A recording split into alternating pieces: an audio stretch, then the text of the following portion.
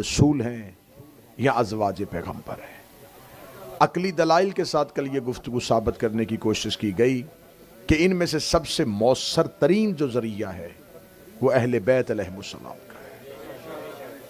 یہ وہ ذریعہ ہے جس میں ہمیں خطا کی گنجائش نہیں ہے، جس میں غلطی کا امکان بھی نہیں ہے۔ جیسا رسول چاہتے تھے یہ ویسا ہی بولتے ہیں، اور ان کے ہاں سب سے بہترین بات یہ ہے یہ روایت نہیں کرتے، ہدایت کرتے ہیں۔ یہ نہیں کہتے کہ رسول نے کیا کہا، یہ بتاتے ہیں کہ رسول نے کیسے کیا۔ کہنے والے ہمیں بہت مل جائیں گے، لیکن کیسے کرتے تھے یہ صرف اور صرف ہمیں اہل بیت بتائیں۔ اور اہل بیت علیہ السلام نے ہمیں اپنی زندگی میں بتا دیا ہے کہ رسول اپنی زندگی میں نماز کیسے پڑھتے تھے، روزہ کیسے رکھتے تھے۔ سیرت رسول ہو بہو اگر ہمیں ملی ہے تو وہ اہل بیت علیہ السلام سے۔ آج ہم گفتگو کا زاویہ تبدیل کریں گے اور گفتگو کا رخ تبدیل کریں گے۔ جب خداوند متعال نے حضرت ابراہیم علیہ السلام کو نبوت عطا فرمائی تو حضرت ابراہیم اللہ کا وہ خاص نبی ہے جسے اللہ نے پہلے اپنا عبد بنایا، پھر اپنا نبی بنایا، پھر اپنا رسول بنایا، پھر اپنا خلیل بنایا، اور پھر کہا انی جاعلک للناس اماما، اب ہم تمہیں انسانوں کا امام بنا رہے ہیں۔ حضرت ابراہیم کو اللہ نے انسانوں کا امام بنا رہے ہیں۔ متوجہ رہیے گا جی گفتگو۔ حضرت ابراہیم کو اللہ نے دو بیٹے دیے، حضرت اسماعیل اور حضرت اسحاق، کیونکہ حضرت ابراہیم نے اللہ سے دعا مانگی تھی کہ تو نے مجھے امامت دی ہے تو کیا وَمِن ذُرِّيَّتِي، یہ امامت میری نسل میں بھی رہے گی؟ تو خدا نے حضرت ابراہیم سے وعدہ کر لیا تھا کہ میں تیری نسل میں امامت رکھوں گا۔ ظالموں کے ساتھ میرا کوئی وعدہ نہیں ہے۔ اب دنیا جسے امام بنانا چاہے ہمیں کوئی اعتراض نہیں ہے، لیکن ہماری اتنی گزارش ہے کہ قرآن کہتا ہے کہ امامت نسل ابراہیم میں ہے۔ اب جسے بھی امام بناؤ ہم ماننے کے لیے تیار ہیں، لیکن ہو وہ نسل ابراہیم میں سے، ہو وہ اولاد ابراہیم میں سے۔ اللہ نے حضرت ابراہیم کی دعا کو قبول کیا اور دونوں بیٹوں میں خدا نے دو سلسلے جاری کیے۔ تمہید سنیے گا، خصوصاً بچے تمہید سنیے گا۔ خدا نے حضرت ابراہیم کے دونوں بیٹوں سے سلسلے کو شروع کیا، حضرت اسحاق اور حضرت اسماعیل۔ حضرت اسحاق کو اللہ نے بیٹا دیا یعقوب۔ اسی یعقوب کو عبرانی زبان میں کہتے ہیں اسرائیل۔ اسرائیل عربی زبان کا لفظ نہیں ہے، یہ عبرانی زبان کا لفظ ہے۔ اس کو اگر ہم اردو میں یا عربی میں لے کے آئیں گے تو وہ یعقوب بنے گا۔ اگر عبرانی میں، اس دور میں عربی نہیں تھی، عبرانی زبان تھی، تو اسرائیل، الف یہ لام ایل، عبرانی زبان میں پروردگار کو کہتے ہیں۔ یہی وجہ ہے کہ اب اللہ کے ملائکہ میں سے جس کا بھی نام اٹھائیں گے آخر میں ایل آئے گا۔ جبرا، اسرا، ازرا، میکا، ہر فرشتے کے آخر میں نام کے ایل آتا ہے۔ ایل پروردگار کی طاقت کا نام، کیونکہ یہ تمام ملائکہ اللہ سے جڑے ہوئے ہیں تو اس طاقت جس سے وہ جڑے ہیں اسے ایل کہتے ہیں۔ پروردگار کی کل طاقت کا نام ایل ہے۔ نہج البلاغہ میں اور میرے مولا امیر المومنین کا فرمان ہے، مولا فرماتے ہیں کہ انجیل میں مجھے ایلیا کہا جاتا ہے۔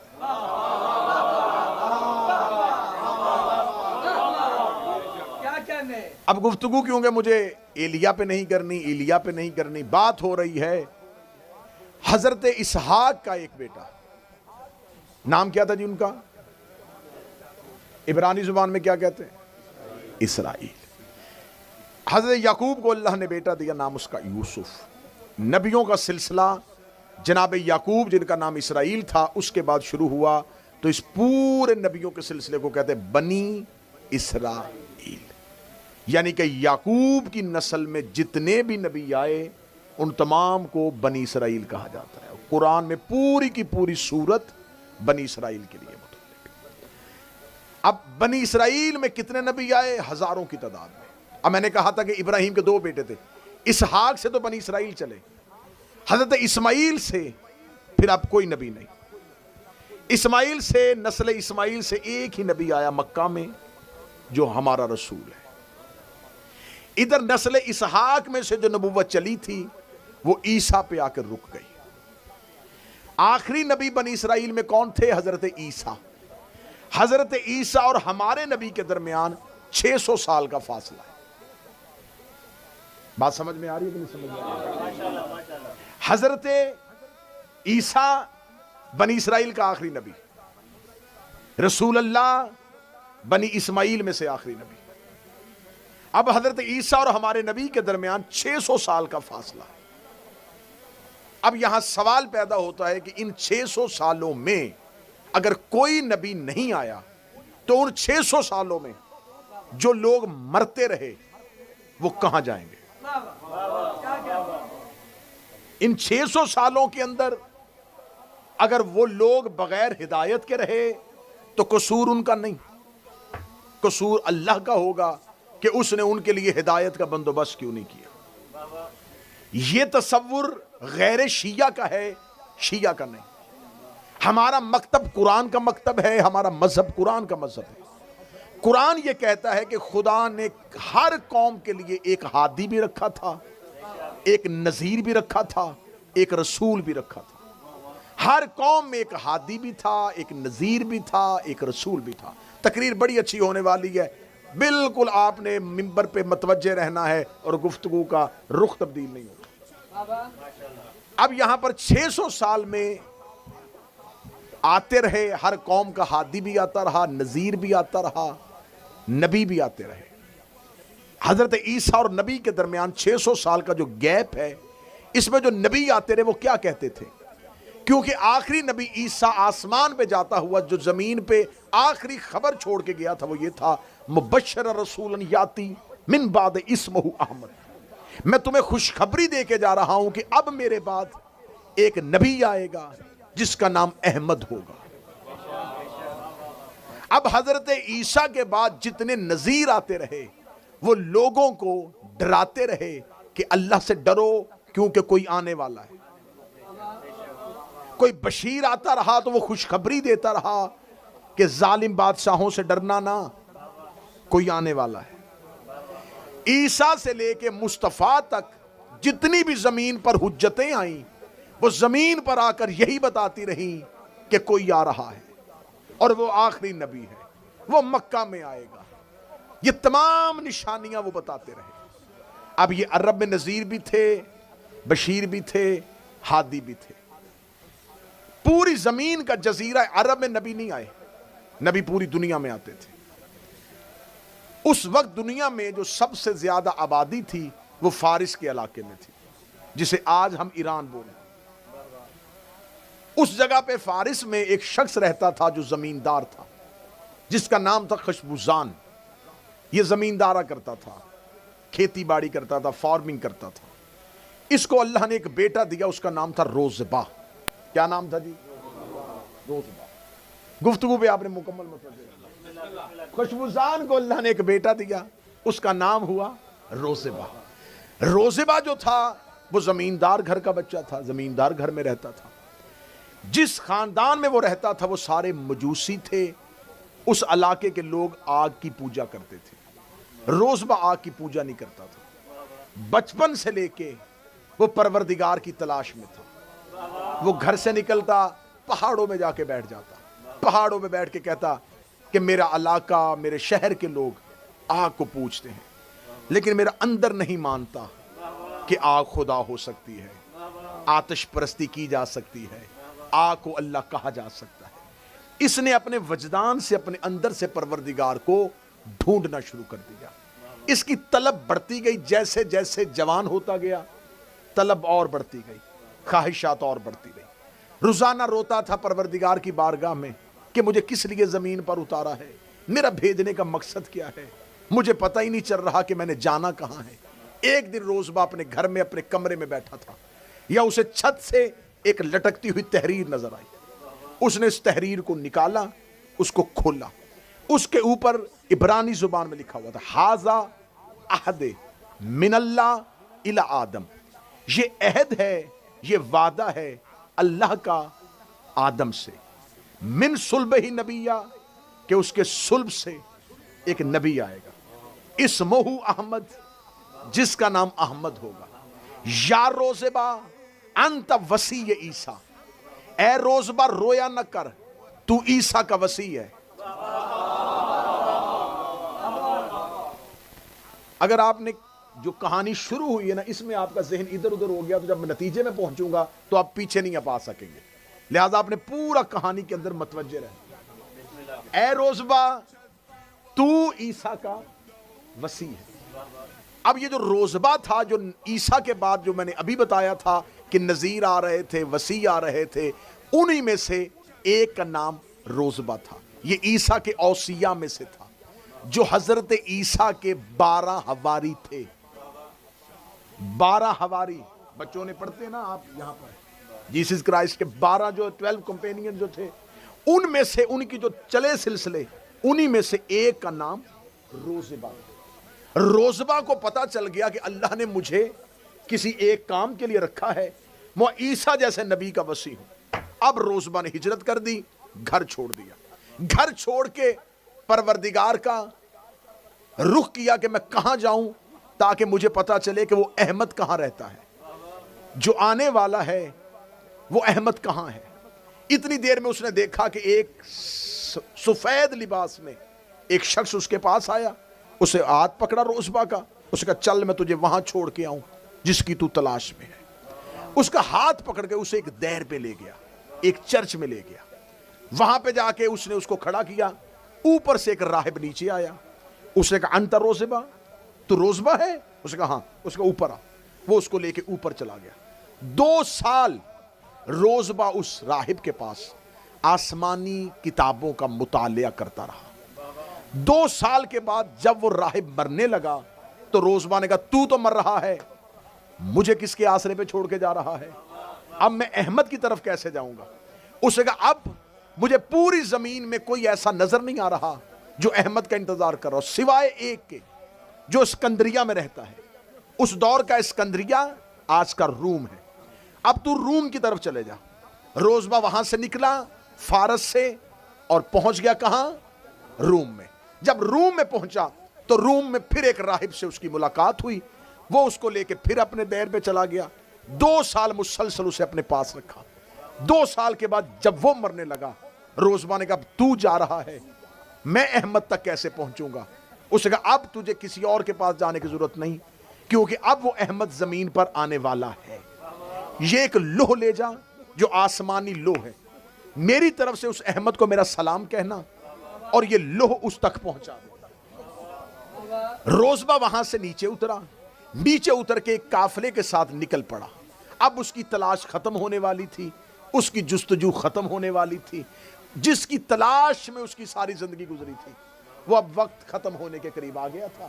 اب اس کی احمد سے ملاقات ہونے والی تھی، اب وہ احمد کو ملنا چاہتا۔ کہانی اچھی لگ رہی ہے کہ نہیں اچھی لگ رہی ہے؟ اب وہ احمد سے ملنا چاہتا تھا۔ اب روزبا نکلا، قافلے میں ساتھ تھا، جس قافلے میں ساتھ تھا وہ جو قافلہ رستے میں گیا تو ان کو بھوک لگی، انہوں نے ایک جانور کو قتل کیا، ذبح نہیں کیونکہ شریعت ہی نہیں تھی، ذبح نہیں، قتل کیا، اور اس کا گوشت جو ہے وہ نوچنا شروع کیا۔ روزبا سے کہا کھا، اس نے کہا نہیں، میں آسمانی کتابوں سے پڑھ آیا ہوں، میں ایسے حرام طریقے سے جانور کا گوشت نہیں کھاتا۔ انہوں نے پینے کے لیے مشکیزیں اور مشکیزوں میں سے شراب نکالی۔ روزبا نے کہا میں نے اس پانی کو اپنے اوپر حرام کیا ہوا ہے۔ سارے قافلے والوں نے کہا یہ تو کس دین پہ ہے، کس کی بات کر رہا ہے؟ اس سے لڑنا اور جھگڑنا شروع کیا، یا ایک شخص نے اسے اپنا غلام بنا لیا۔ وہ روزبا کو اپنا غلام بنا کے لے گیا اور اپنے ملک میں جا کے، اپنے شہر میں جا کے، اپنے علاقے میں جا کے اس نے روزبا کو فروخت کر دیا، بیچ دیا 200 درہم میں۔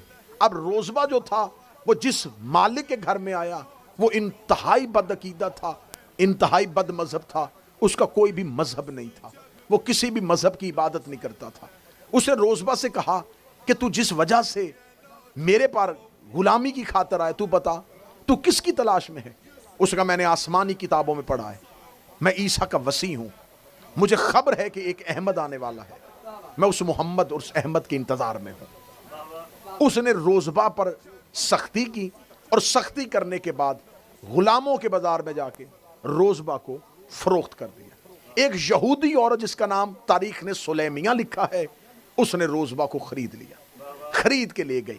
خریدنے کے بعد اس نے اس کو اپنے کھجوروں کے باغات میں سے ایک باغ کی نگرانی پر مامور کر دیا کہ تیرے ذمہ کوئی کام نہیں ہے، تو صرف اس کھجوروں کے باغ میں رہ۔ روزبہ دن رات بڑی محنت کرتا تھا، یہودی عورت بڑی نرم اور رحم دل تھی، اس کو روزبہ پہ بڑا ترس آتا تھا، یہ اپنا کام بڑی محنت سے کرتا ہے، یہ کوئی بددیانتی بھی نہیں کرتا۔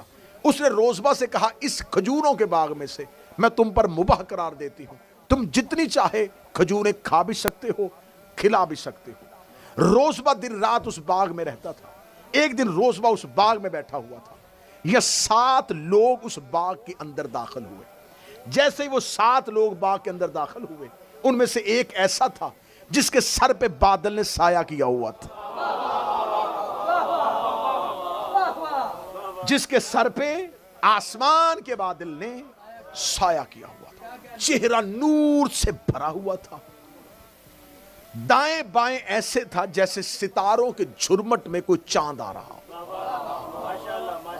جیسے ہی وہ 7 لوگ اس باغ کے اندر داخل ہوئے، کھجور کا وہ درخت جو بالکل سیدھا کھڑا ہوتا ہے، کھجور میں جھکاؤ نہیں ہوتا، کھجوروں کے درختوں نے جھکنا شروع کر دیا، ڈالیوں نے زمین پہ آنا شروع کر دیا، زمین ایسے تھی جیسے اٹھ کے ان کے پاؤں چوم رہی ہے۔ روزبہ نے اپنی زندگی میں پہلی بار یہ منظر دیکھا۔ روزبہ نے ان میں سے ایک وجاہت، وجیح، نفیس، حسین، کامل، اکمل چہرے کے قریب گیا، اس کے قدموں پہ ہاتھ رکھ کے کہا کون ہو اور کہاں سے آئے ہو؟ اس نے کہا یہ ہمارا سردار ہے جس کے ہم ماننے والے ہیں۔ اس کا تم کون ہو؟ اس کا میرا نام ابو ذر غفاری ہے، میں ابو ذر غفاری ہوں، یہ مقداد ہے، یہ عقیل ابن ابی طالب ہے، یہ حمزہ ہے، یہ زید ابن حارثہ ہے۔ 6 لوگوں کا تعارف ہونے کے بعد روزبہ نے کہا وہ کون ہے؟ فرمایا ھذا محمد،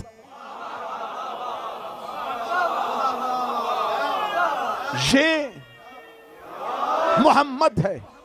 محمد کا نام آنا تھا، وہ مدت کی تڑپ، وہ طلب، وہ خواہش، آنکھوں میں یوں سرخی بن کے چمکی، قدموں میں گر کے کہنے لگا آقا اتنی مدت کے بعد ملاقات ہوئی، کئی 100 سال گزر گئے صحراؤں اور جنگلوں میں، دیر اور راہبوں کے ہاں گرجوں میں آپ کو ڈھونڈتے ہوئے، ملاقات میں اتنی دیر کیوں کر دی؟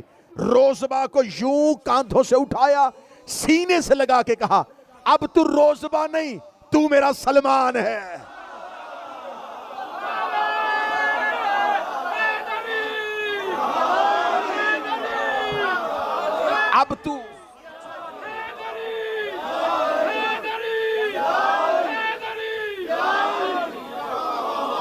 اب تو روزبہ نہیں، اب تو میرا سلمان،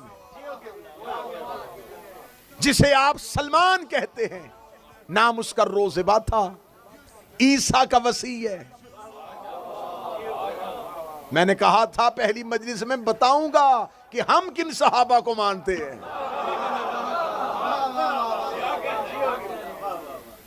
نام تیرا سلمان، آج سے ہم تمہیں سلمان کہتے ہیں، سلمان جسے محمد نے قبول کر لیا۔ جناب سلمان سے ایک دفعہ مدینے میں ایک بندے نے پوچھا تھا سلمان آج تک تو نے یہ نہیں بتایا کہ تیرے باپ کا نام کیا تھا؟ سلمان تیرے باپ کا نام کیا تھا؟ جملہ سننا جو علی کے شیعہ بیٹھے ہو۔ سلمان نے یوں سر اٹھا کے کہا میرے باپ کا نام سنا؟ سن، انا ابن الاسلام عبد الایمان، میں اسلام کا بیٹا ہوں اور ایمان کا عبد ہوں۔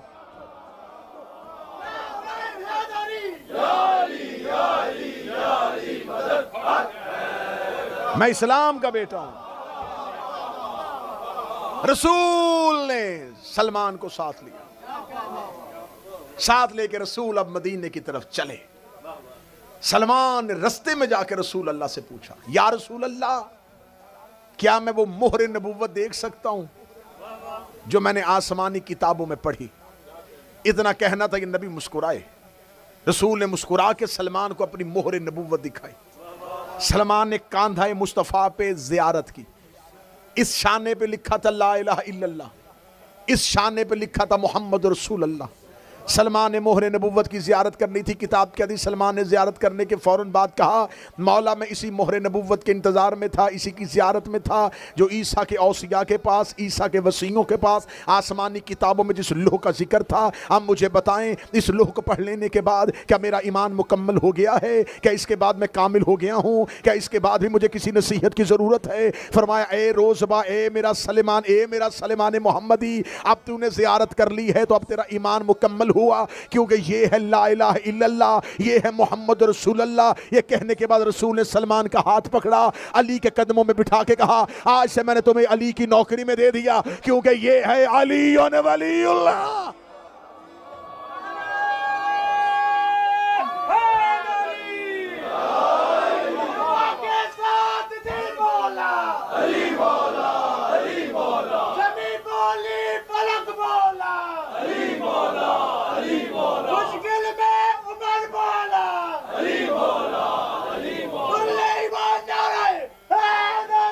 یار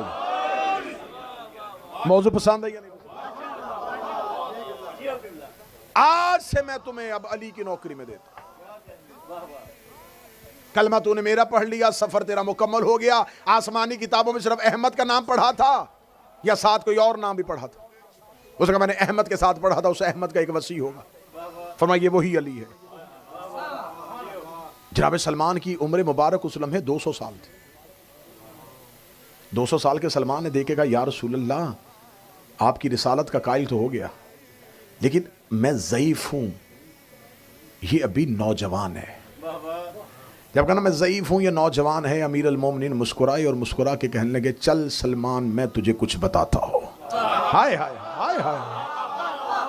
سلمان تو یاد ہے کہ جب تم نے اپنی تلاش شروع کی تھی، جب تم نے اپنا سفر شروع کیا تھا تو اپنے گھر سے نکلتا تھا تو روز صحراؤں میں جاتا تھا، پہاڑوں میں جاتا تھا، پروردگار کی یاد کرتا تھا، پروردگار کی تلاش کرتا تھا. ایک دن تو اپنے گھر کے قریب ایک تالاب میں غسل کر رہا تھا، یا باہر سے جنگل کے بھیڑیوں نے آ کے دریا کے کنارے پہ آ کے تیرا رستہ روک لیا اور تو اندر بیٹھا پریشان تھا اور پریشان ہو کے سوچ رہا تھا کہ شاید تیری زندگی کا آخری لمحہ آ گیا ہے. تو انہی لمحات کو سوچ رہا تھا کہ شاید پروردگار نے جو مجھ سے کام لینا تھا وہ کام ادھورا رہ گیا، جنگلی درندوں نے، جنگلی بھیڑیوں نے مجھے گھیر لیا ہے. تو نے اسے پانی کے اندر سے پکارا تھا اے محمد مصطفیٰ کے وصی اگر تو ہے تو میری مدد کر. یا آسمان سے بجلی چمکی سے گھوڑا توار تیرے قریب آیا تھا، اس نے جنگلی درندوں کو چیرتے ہوئے، جنگلی درندوں کو مارتے ہوئے تجھے پانی سے باہر نکالا. تو پانی سے باہر آیا تھا، تو فوراً جنگل میں دوڑ کے گیا تھا اور تو نے وہاں سے کچھ پھول چننے شروع کیے تھے. پھول چننے کے بعد تو نے کہا تھا کاش میرے پاس کچھ ایسا ہوتا، میں آپ کو ہدیہ کرتا، آپ کو نظر کرتا، یہ میری جانب سے یہ حقیر سا تحفہ لے جائیے. تو نے وہ گلدستہ، تو نے وہ پھول، تو نے وہ پھول، تو نے وہ گلدستہ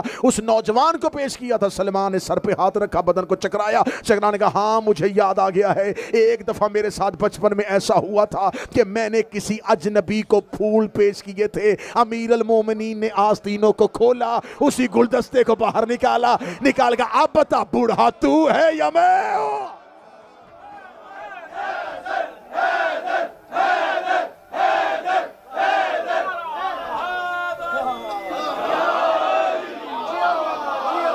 سلمان کو لینے کے لیے خود رسول گئے. کیا آپ اس بات کو معمولی سمجھتے ہیں؟ یہ وہ رسول ہے جو قرآن لینے نہیں جاتا.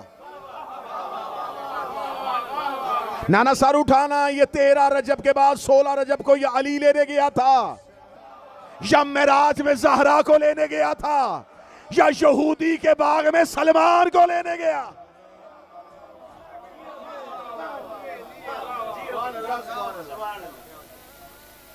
جناب سلمان جس کے بارے میں رسالت مآب کا فرمان ہے کہ ایمان کے 10 درجے ہیں. رسول نے فرمایا ایمان کے 10 درجے ہیں. ایک جگہ پہ روک دے میرا بیٹا. ایمان کے 10 درجے، درجے سمجھ رہے ہیں حسین؟ سٹیپ 10 درجے ہیں. مولا فرماتے صرف رسول کہتے صرف ایمان کے 10 درجے، اور 10ویں درجے پہ سلمان ہے. ابو ذر 9ویں درجے پہ، مقداد 8ویں درجے پہ. یہ حدیث اہل سنت کی کتابوں میں بھی ہے رسول کی. رسول فرماتے ایمان کے 10 درجے ہیں اور سلمان 10ویں درجے پہ. جب رسول نے کہہ دیا نا کہ ایمان کے 10 درجے ہیں تو اب 10 ہی ہیں، 11 ہو ہی نہیں سکتے. جب رسول نے کہہ دیا 10 ہیں تو جس نے کہا ہے نا کہ اللہ ایک ہے، اس نے کہا ہے کہ ایمان کے 10 درجے ہیں تو اب 10 ہی ہوں گے نا. تو 10ویں درجے پہ سلمان ہے. سوال ہے میرے سمجھ میں سے، علی کس درجے پہ ہے؟ 11واں درجہ ہی نہیں. اور اگر کہو علی بھی 10ویں درجے پہ ہے، پھر علی اور سلمان کا ایمان برابر ہو گیا. پھر آقا، مولا اور عبد اور غلام کا تصور کیسا؟ اگر ایمان کے ہیں ہی 10 درجے تو پھر علی کس درجے پہ ہے؟ اگر سلمان ہی آخری درجے پہ بیٹھا ہے تو علی کس درجے پہ ہے؟ دنیا کی سمجھ میں نہ آتا. رسول نے خندق میں کہہ دیا علی کل ایمان ہے. علی ایمان کے درجے کا نام نہیں، علی ایمان کا نام ہے. اب رسول نے کہا سلمان ایمان کے 10ویں درجے پہ ہے. خندق میں رسول نے کہا علی ایمان ہے، تو اب ماننا سلمان ایمان کے 10ویں درجے پہ نہیں، علی کے 10ویں درجے پہ ہے.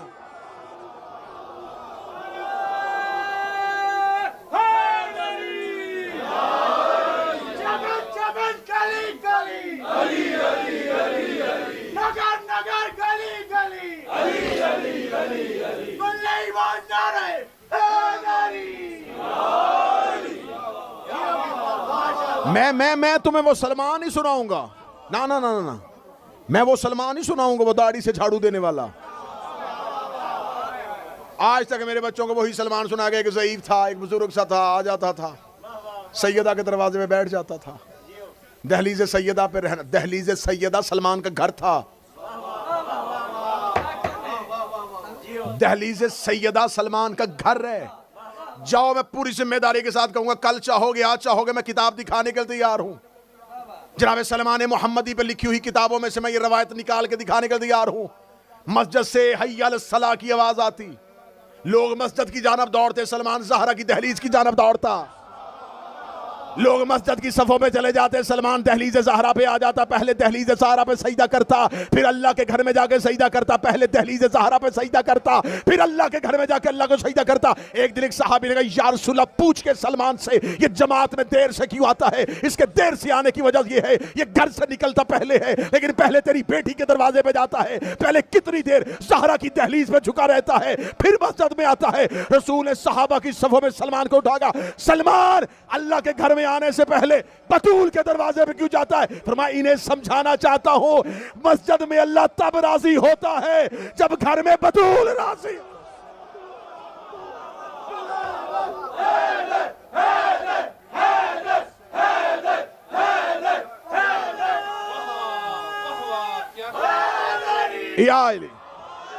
مسجد میں اللہ تب راضی ہوگا جب گھر میں پہلے بطول راضی ہوگی. جھاڑو نہیں دیتا تھا، سجدے کرتا تھا.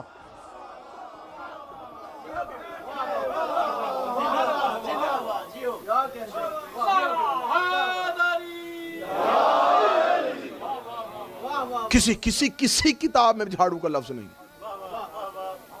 کیونکہ لفظ جھاڑو جب ذہن میں آئے گا تو صفائی ذہن میں آئے گی. صفائی ذہن میں آئے گی تو پلیدی ذہن میں آئے گی. کہیں کوئی غلاظت تھی تو صفائی ہوئی.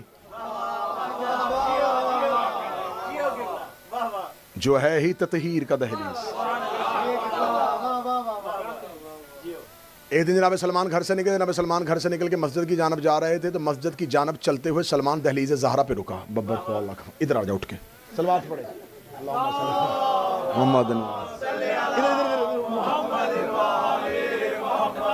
میرا سارا دھیان تیری طرف چلے جاتا ہے کہ پتہ نہیں اب تو پھر بند کرنے لگا. جناب سلمان گھر سے نکل کے مسجد کی جانب جا رہے، دہلیز زہرا پہ رکے. دہلیز زہرا پہ رکے تو سلمان نے دیکھا کہ مسجد میں اذان کی آواز ہے اور گھر کے اندر سے زہرا کی چکی چلانے کی آواز آ رہی ہے. ہائے ہائے ہائے ہائے، سیدہ کی چکی چلانے کی آواز آئی. سلمان نے دہلیز پہ دستک دی. اندر سے سیدہ بولی. سلمان کیا چاہتا ہے؟ شہزادی اگر آپ نماز پڑھیں تو چکی میں چلاؤں؟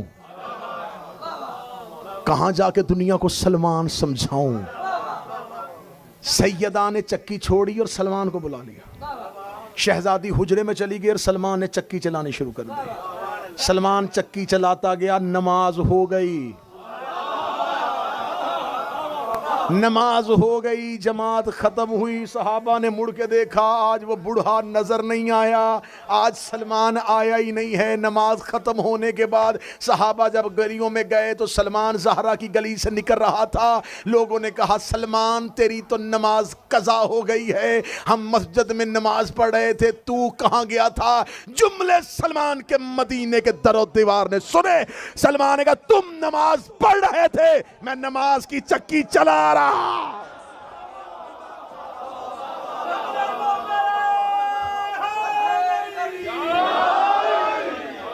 تم نماز پڑھ رہے تھے۔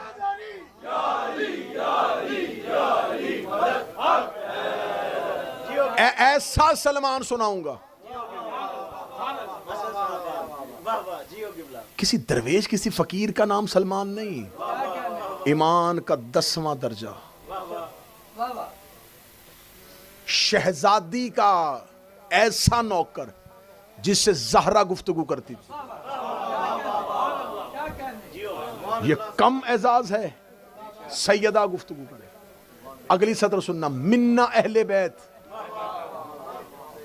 سلمان ہماری اہل بیت میں، رسول کی حدیث دکھانے کے لیے تیار۔ رسول نے فرمایا جس نے سلمان کی معرفت کا انکار کیا وہ کافر ہے۔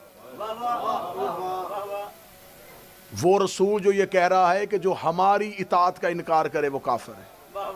جیسے اہل بیت کی اطاعت واجب ہے ویسے سلمان کی معرفت بھی واجب ہے۔ کیا کیا تھا سلمان کے سینے میں، کیا کیا تھا سلمان کے دل میں کہ امیر المومنین نے کہہ دیا تھا ابو ذر کو پتا چل جائے نا کہ سلمان کے دل میں میرے لیے کیا ہے تو ابو ذر تلوار نکال لے۔ کتنے راز تھے اہل بیت کے سلمان کے سینے میں۔ تمہیں ذاکرین ایک جملہ سنا دیتے ہیں کہ مولا امیر المومنین باجاز امامت مدائن گئے تھے جب سلمان کا وقت رحلت تھا، جب سلمان کی موت کا وقت تھا، تو مولا امیر المومنین اجاز امامت کے ساتھ مدائن پہنچے اور مدائن جا کے سلمان کا جنازہ علی نے پڑھایا۔ کیا وجہ تھی؟ محبت کی وجہ سے؟ نہیں نہیں نہیں، محبت کی وجہ سے جنازہ پڑھانے کے لیے مدینے سے مدائن نہیں گئے۔ وسیع کا جنازہ صرف وسیع پڑھا سکتا ہے۔ ہاتھ نیچے ہو گئے، میں جملہ کہنے لگا ہوں، معصوم کو غسل سوائے معصوم کے کوئی دے ہی نہیں سکتا۔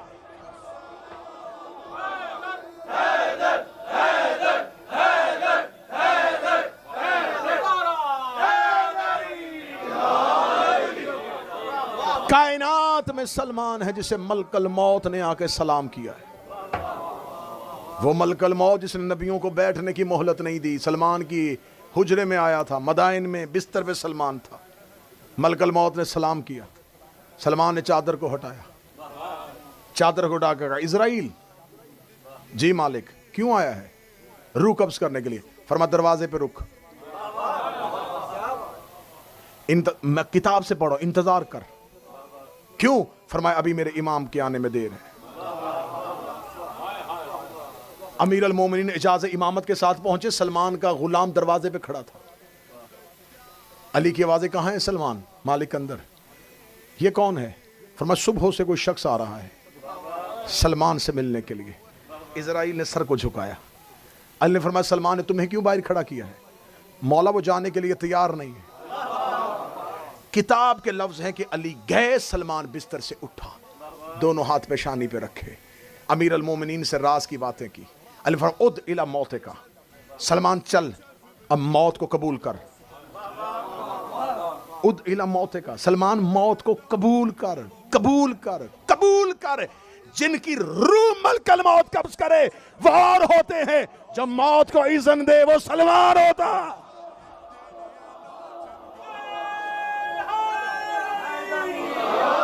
ملک الموت نے روح قبض نہیں کی، سلمان نے موت کو حکم دیا ہے۔ جو خود پہ موت کو طاری کرے، جو خود پہ موت کو طاری کرے اسے سلمان کی۔ چھٹے امام سے لے کے ایک روایت پڑھنے لگا، انہوں نے بتایا تھا جناب سلمان محمدی کے بارے میں بتاتے ہوئے انہوں نے کہا تھا سلمان ہمارے گھر کا ایسا نوکر تھا، ایسی اہل بیت کے ساتھ محبت تھی اس کے سینے میں۔ جب سلمان کی پہلی رات قبر میں آئی تو ملائکہ نے قبر میں آ کے پہلا سوال پوچھا من ربک کا، یہ جواب صرف سلمان نے پوری کائنات میں دیا تھا، اور آج تک صرف یہ خاصہ سلمان کے پاس ہے۔ فرشتوں نے آگے پوچھا مان ربوں کا، تیرا رب کون ہے؟ کفن سے سلمان کی بات ہے، مجھ سے نہ پوچھو، اس سے پوچھو کہ اس کا بندہ کون ہے۔ مجھ سے سوال نہ کرو، پروردگار سے پوچھو کہ کیا وہ سلمان کا رب ہے۔ پروردگار سے سوال کرو کہ کیا سلمان اس کا عبد ہے، جس کی ملائکہ پر حکومت تھی، جو امور کائنات کے نظام میں تدبیر کا حق رکھتا تھا، اسے سلمان کہتے ہیں۔ ایک دن ایک شخص نے جناب سلمان سے کہا تھا، سلمان کا میں نے پچھلی ایک مجلس میں کہہ دیا تھا، جناب سلمان کا گھر نہیں تھا، کوئی گھر نہیں بنایا تھا سلمان نے مدینے۔ ایک شخص نے پوچھا تھا، سلمان اگر ہم تمہیں کوئی گھر بنا دے تو رہ لے گا؟ سلمان کہتا میں تمہارے بنائے ہوئے گھروں میں رہوں، جبکہ تمہیں نہیں پتا کہ میں دہلیز زہرا کی ریحل پہ رہتا ہوں۔ ریحل وہ ہوتی ہے جس پہ قرآن رکھا جائے، میں دہلیز سیدہ کی ریحل پہ رہتا ہوں۔ سلمان صرف اور صرف ایک صحابی کا نام نہیں تھا، سلمان رسول اللہ کے اس جان سار کردار کا نام تھا جو عیسیٰ کے اوصیہ میں سے ہوتا ہوا علی کو ملا۔ اگلی سطر سننا، امام زمانہ کے 313 سپاہیوں میں سے سلمان بھی ہے۔ جب عیسیٰ زمین پہ آئیں گے تو ساتھ سلمان کو بھی اتارا جائے گا، جناب عیسیٰ کے ساتھ سلمان آئیں گے۔ اور سلمان نے صرف ایک محمد کی خدمت نہیں کی، یہ آخری محمد کے ساتھ بھی آئے گا۔ رسالت مآب نے فرمایا تھا، اگر اللہ اذن دے دے تو میری امت کی شفاعت کے لیے اکیلا سلمان کافی ہے۔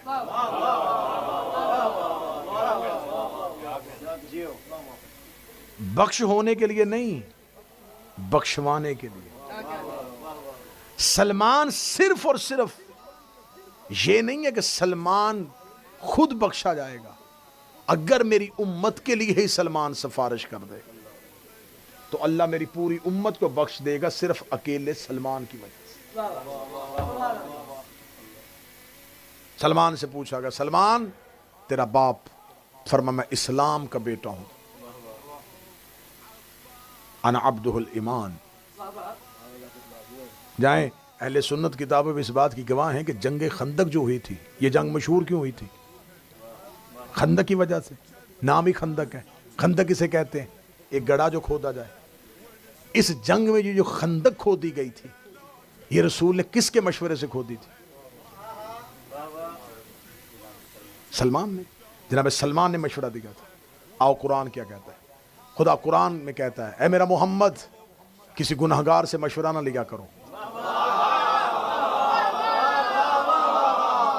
آیت ہے قرآن، قرآن کہتا ہے میرا حبیب کسی گنہگار سے مشورہ نہ لیا کرو۔ اب میں لفظ کہہ دوں، اگر عقیدہ بالکل مضبوط رہے، معصوم کو مشورہ صرف معصوم دیتا ہے۔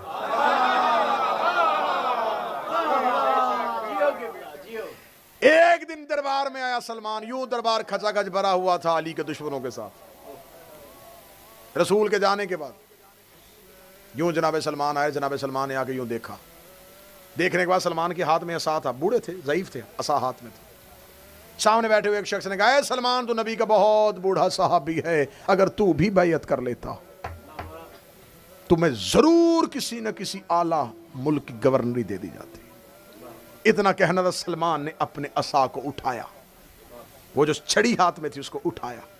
اٹھانے کے بعد سلمان نے کہا، کاش کاش کاش، 3 مرتبہ، کاش تم علی کی ولایت کو مان لیتے۔ اگلی سطر کا، اگلی سطر سنا، سلمان نے کہا کاش تم علی کی ولایت کو مان لیتے اور تم اپنے ہاتھ کا اشارہ کرتے، آسمان کے پرندے تمہاری شوق زیارت پہ زمین پہ آ جاتے۔ اگر تم سمندر کی طرف اشارہ کرتے تو سمندر میں رہنے والی مچھلیاں تمہاری زیارت کرنے کے لیے ساحل پہ آ جاتی۔ اتنا کہنا دیا، تخت میں سے ایک بندہ اٹھ کے کھڑا ہوا، اس نے کہا سلمان وہ باتیں کیوں کرتا ہے جو تو کر ہی نہیں سکتا، وہ دعوے کیوں کرتا ہے جو تو کر ہی نہیں سکتا۔ اتنا کہنا تھا، یہ سلمان نے اپنے ابروؤں کو اٹھایا، آسمان پہ ایک پرندوں کا غول دربار کے اوپر سے گزرا، سلمان نے دیکھا کیا سوچ رہے ہو، دیکھ نہیں رہے علی کا نوکر جھٹلایا جا رہا ہے، علی کا نوکر جھٹلایا جا رہا ہے۔ اتنا کہنا تھا یا پرندے دربار کے اندر اترنے شروع ہوئے اور ہر پرندہ اپنی زبان میں کہہ رہا تھا لبیک یا سلمان، لبیک یا سلمان، لبیک یا سلمان۔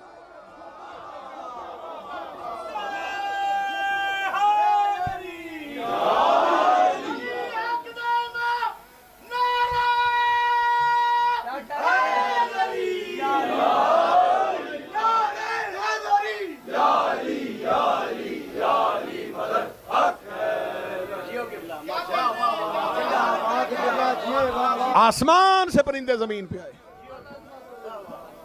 پرندے بولے۔ یہ معجزہ سلیمان ابن داؤد کا تھا، جو کام نبیوں میں سلیمان کرتا تھا وہ علی کے دروازے پہ سلمان کرتا۔ فرمایا اگر تم علی ولی اللہ کہنا آ جاتا تم پانی پہ چلنا شروع کر دیتے۔ ہائے ہائے ہائے، جناب سلمان نے کہا اگر تمہیں علی کہنا آ جاتا تم پانی پہ چلنا شروع کر دیتے۔ ایک شخص نے حضرت سلمان سے پوچھا، سلمان تم نبی کا پرانا صحابی ہے، بتا انسان کو زندگی میں کتنا بولنا چاہیے اور کتنا چپ رہنا چاہیے؟ سلمان مسکرا کے کہنے لگے اگر بات دنیا کی ہو بہتر ہے کہ چپ ہی رہو، اور اگر بات علی کی ہو تو پھر کبھی بھی چپ نہ رہو۔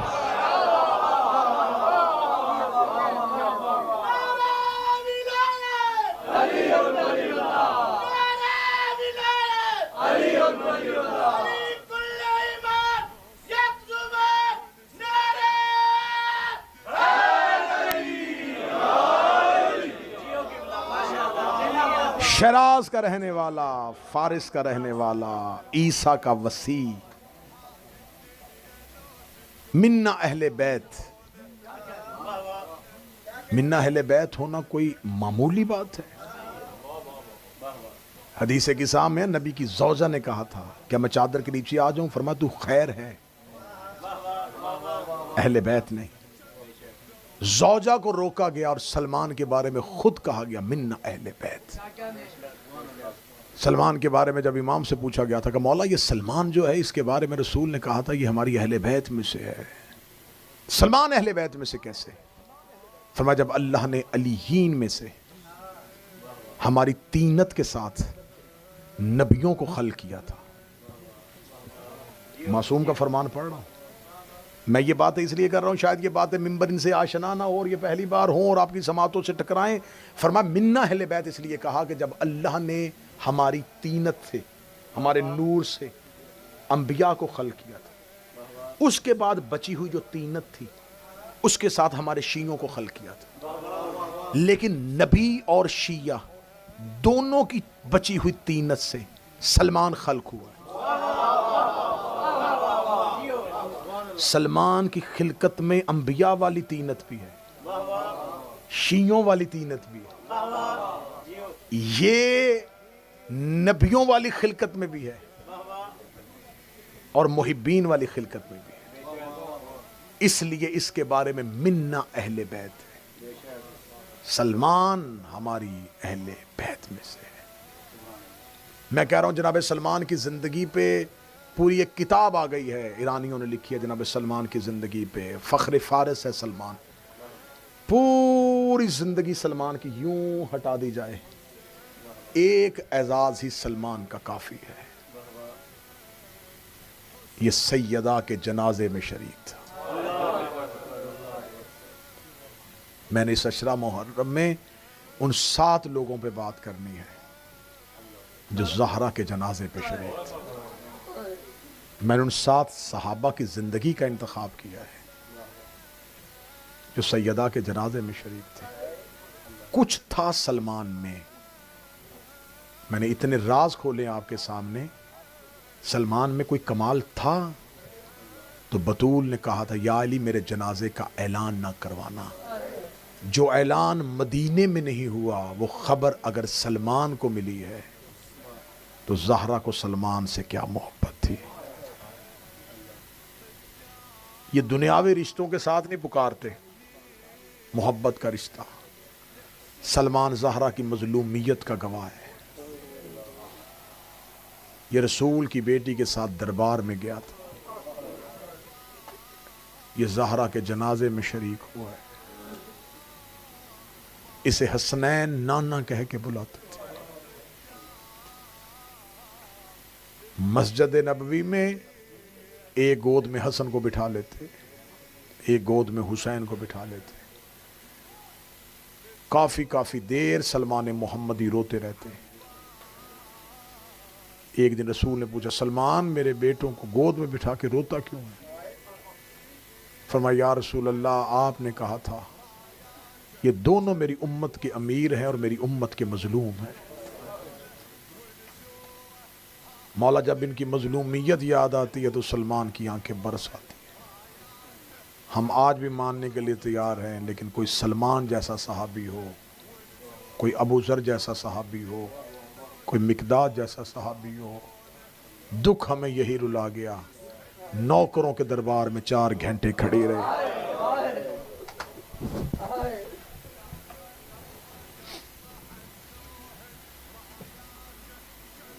کل سے شہادتوں کا سلسلہ شروع رہے گا. دعا ہے اللہ اس عشرہ محرم کا انتظام کرنے والی آگا آرگنائزیشن کی توفیقات میں اضافہ فرمائے. حسن بھائی کا بھانجا جو پچھلے دنوں مالک کی بارگاہ میں چلا گیا, مولا درجات میں اضافہ فرمائے. آگا آرگنائزیشن کی طرف سے آپ سے ایک اپیل بھی ہے, جیسے موسم میں شدت آ رہی ہے, یقیناً آپ مرد ہیں تو برداشت کر لیتے ہیں, لیکن ہماری مائیں بہنیں بیٹیاں جو پردے میں بیٹھی ہوتی ہیں, ان کے ساتھ چھوٹے بچے بھی ہوتے ہیں, تو اسی سخت گرمی کی وجہ سے یہاں پر اے سی کا انتظام کرنا چاہتے ہیں. تو آپ میں سے کوئی 1 مومن 2 مومن جو اپنے مرحومین کے بلندی درجات کے لیے یا سیدہ کی خوشنودی کے لیے یہ انتظام کرنا چاہے تو وہ ضرور اظہر سبتین بھائی سے ملے, محمود گیلانی صاحب سے ملے. سیدہ آپ کی توفیقات میں اضافہ فرمائے. مومنین کے لیے جتنا پرسکون انتظام ہو سکے اتنا کر لینا چاہیے, لیکن ہم جتنے بھی سکون میں بیٹھ کے حسین کا ذکر سنیں گے, لیکن ایک درد ذہن میں رکھنا, سکینہ پیاسی گئی ہے. یہ راتیں بڑی گریے کی راتیں ہیں.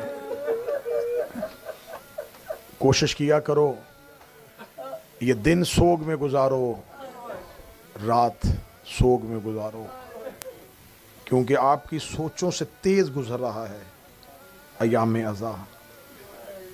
تھوڑے دنوں کے بعد آپ کہیں گے پتہ ہی نہیں چلا کب چاند ہوا تھا اور کب عاشور آ گیا.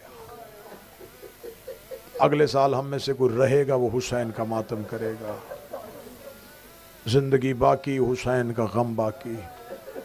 ہم نہ ہوں گے تو کوئی اور ہوگا, وہ نہ ہوگا تو کوئی اور ہوگا. حسین کا گریہ جاری رہے گا, حسین پہ رونا جاری رہے گا. کچھ بھی نہیں تھا تو کائنات روتی تھی, آسمان نے حسین کا ماتم کیا ہے. آج مجھے ان شہزادوں کا غم پڑنا ہے جو میری لاہور والی شہزادی کے بیٹے تھے. سادات و غیر سادات کل پڑھا میں نے حسین کے سفیر کا درد, آج پڑھنا ہے مجھے مسلم کی جوڑی کا درد. اس شہزادوں کے بارے میں روایت ہے. ایک روایت یہ ہے کہ یہ باپ کے ساتھ ہی چلے گئے, باپ کے ساتھ جب جناب مسلم شہید ہوئے یہ قید ہو گئے, لیکن 61 ہجری کے ذی الحج میں ان کی شہادت نہیں, 1 سال کے بعد ان کی شہادت ہوئی. جب ماں قید ہوئی بیٹے زندان میں تھے. جب حسین مارے گئے شہزادے قید میں تھے. سادات و غیر سادات جب بنی ہاشم کا, یہ آل محمد کا, یہ اہل بیت کا لٹا ہوا قافلہ کربلا کے بعد کوفہ کے صدر دروازے پہ آیا ہے. کوفہ کے صدر دروازے پہ پہنچنا تھا, یہاں علی کی بیٹیاں بن چادر کے بدے ہوئے ہاتھوں کے ساتھ اونٹوں پہ بیٹھی ہوئی تھیں. یہاں کئی آواز آئی السلام علیکہ یا بنت رسول اللہ، رسول کی بیٹی تجھ پر میرا سلام ہو. شہزادی نے ننگے سر بدے ہاتھوں کے ساتھ کسی کا سلام سنا. بی بی دیکھ کر سجاد مدت ہو گئی ہے مجھے یوں کسی نے سلام نہیں کیا. سجاد مجھے یہ سلام کرنے والا کون ہے؟ سید الساجدین کی آواز آئی اما سر نہ اٹھانا. سامنے کوفے کے صدر دروازے پر مسلم کا سر لٹکا ہوا ہے. مسلم بن عقیل کا سر سامنے کوفہ کے صدر دروازے پہ باب کناسہ پہ لٹکا ہوا تھا. علی کی بیٹی نے مسلم کے سر کو دیکھا. بی بی رو کر دی سجاد دعا کر تیری پھپھی کو موت آ جائے. مسلم کا سر سامنے ہے اور میرے سر پہ ردا کوئی نہیں ہے. علی کی بیٹی کا اونٹ رک گیا لیکن رقیہ اپنے اونٹ سے گر گئی. مسلم کی زوجہ اپنے اونٹ سے گری، مسلم کے سر کے نیچے گئی. رو کے کہنے لگی میں نہیں بتاتی کہ میرے ساتھ کیا ہوا، میں نہیں بتاتی میری ردا کیسے اتری، میں نہیں پوچھوں گی مارا کیسے گیا. مجھے صرف اتنا بتا تیرے ساتھ میرے 2 بیٹے آئے تھے. میرے محمد کی کوئی خبر ہو، میرے ابراہیم کا کوئی پتہ.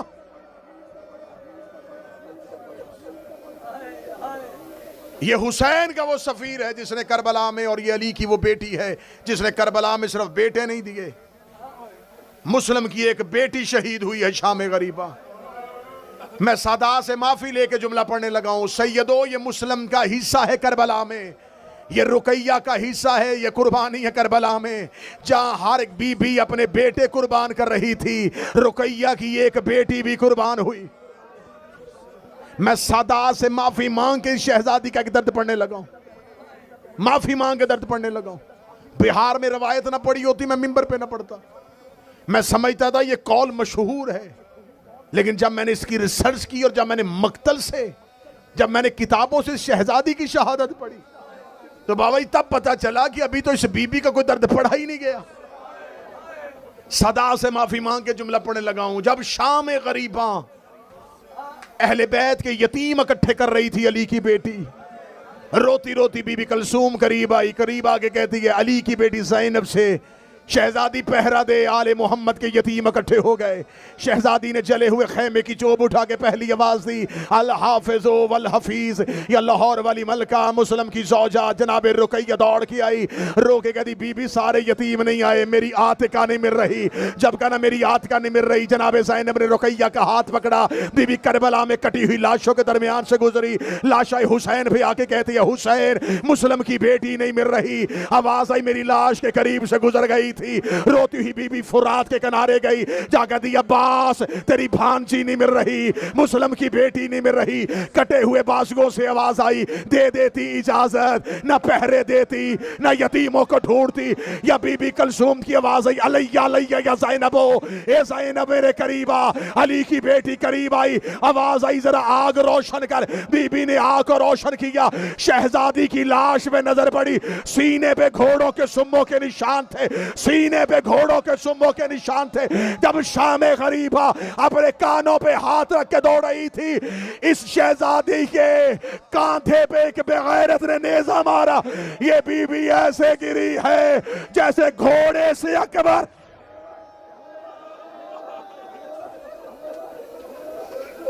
دو شانوں کے درمیان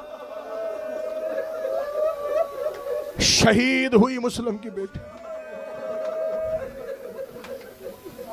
پہلی لاش ہے جو ماں نے دفنائی. نہ میں سمجھا سکوں تو تم ذہن بنا کے رو لینا. جیسے حسین نے اصغر دفنایا تھا، رقیہ نے بیٹی دفنا دی. کربلا میں 2 قبریں بنی تھیں، ایک حسین نے اصغر کی بنائی، ایک بی بی رقیہ نے عاتقہ کی بنائی. رو کے کہتی زینب میری مجبوری ہے، بیٹا ہوتا میں بغیر دفن کے چھوڑ جاتی. یہ میری بیٹی ہے، میں بغیر دفن کے کیسے چھوڑ کے جاؤں.